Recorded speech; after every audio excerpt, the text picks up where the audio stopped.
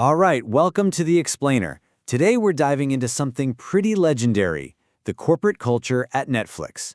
We're going to use the book No Rules Rules by Reed Hastings and Erin Meyer to really unpack the radical, kind of wild principles that helped turn a tiny startup into the giant it is today. So to really get how insane this story is, you got to rewind with me to 2002. Just look at this. You've got Blockbuster, right? The absolute king pulling in 5 times billion dollars.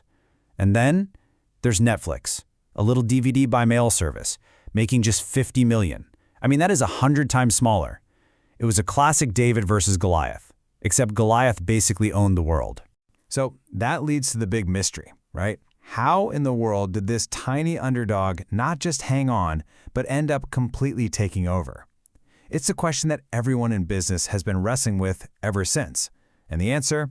Well, it wasn't some secret technology or a genius 5-year plan.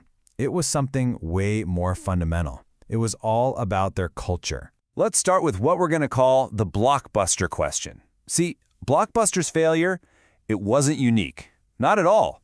Most companies, even the huge ones, totally fail to adapt when their industry gets turned upside down. I mean, think about Kodak and the switch to digital cameras, or Nokia with smartphones. They were titans, but they just couldn't pivot. So what on earth made Netflix different? And here's the craziest part. This whole revolutionary culture, it wasn't cooked up in some boardroom meeting. Nope. It was a complete accident, discovered during a moment of total crisis, the dot-com bust back in 2001, when Netflix literally had to lay off a third of its entire staff just to keep the lights on. And that crisis, that near-death experience, it led them to the very first and maybe the most important pillar of the Netflix way, the obsessive focus on having what they call stunning colleagues. You know, after those layoffs, Reed Hastings thought the mood would be terrible. I mean, it makes sense, right? But what happened was the total opposite. The office was suddenly alive. They had let go of the people who were, just okay. The nice people who did an adequate job. And what was left was this smaller group of absolute rock stars. And that excellence? It was infectious. So this happy accident gave birth to this huge idea for Netflix, talent density. The basic concept is that the best work doesn't just come from a big team. It comes from a dense team, where every single person is a top performer. This became their new guiding star. Every decision was about building and keeping a workplace made up only of stunning colleagues. And look, this isn't just some feel-good corporate slogan. There's real data on this. Research has shown that just one bad apple, just one person who's merely adequate, can tank the performance of a whole team by a whopping 30 to 40%. They just drain the energy, they lower the bar, and eventually they drive the other high performers away. Okay, so getting a high talent density, that's one thing. But how do you keep it that way, especially when the company is growing like crazy? I mean, you can't just have mass layoffs every year. They needed a system, a process. And this is their solution. It's called the Keeper Test. And it's pretty ruthless, but it's incredibly simple. Every manager at Netflix is supposed to constantly ask themselves this question about their employees. And if the honest answer is, you know what, I wouldn't fight that hard to keep them, then that person is given a really generous severance package and they're let go. It's a way to make sure that the performance bar is always kept incredibly high. All right, so once you've built this foundation, a building full of top performers that you can trust, well, now you can unlock the next level. Now you can seriously increase candor. This is a huge change for most workplaces. I mean, think about it. Usually, you kind of bite your tongue, you don't criticize your boss to their face. At Netflix, it's your job to speak up. Because you're surrounded by high performers, you're not just allowed to give honest feedback, you're absolutely expected to.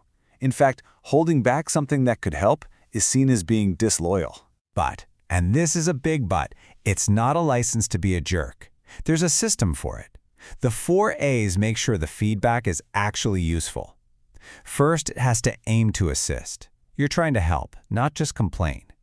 Second, it's got to be actionable, something the person can actually do something about. Third, the person receiving it is expected to appreciate it, to listen with an open mind. And finally, and this is key, they can choose to accept or discard it. You have to listen, but you don't have to agree. So, let's recap. You've got your stunning colleagues. You've got your culture of radical candor. Now you get the big prize. This is the payoff. Once that foundation is solid, you can start to do what most companies only dream about. You can remove the controls. One of the first big rules to go, the vacation policy. They had this realization, if we're not tracking people's hours at their desk, why in the world are we tracking their vacation days? So they just got rid of it. No formal policy. They just told everyone, take the time off you feel is appropriate. It's a huge shift from a world of control to one of freedom and responsibility. It says, we trust you. And they applied that exact same thinking to expenses. You know how most companies have a rule book the size of a phone book for what you can and can't buy? Well, Netflix's policy is just 5 words. That's it. It empowers every single employee to use their own judgment. You just have to ask yourself, can I honestly say this is good for the company? If the answer is yes, you just do it. No complicated approval chains. So here's the thing you absolutely have to get. These 3 ideas, they're not separate, they're a loop. They all reinforce each other. High talent density makes candor feel safe.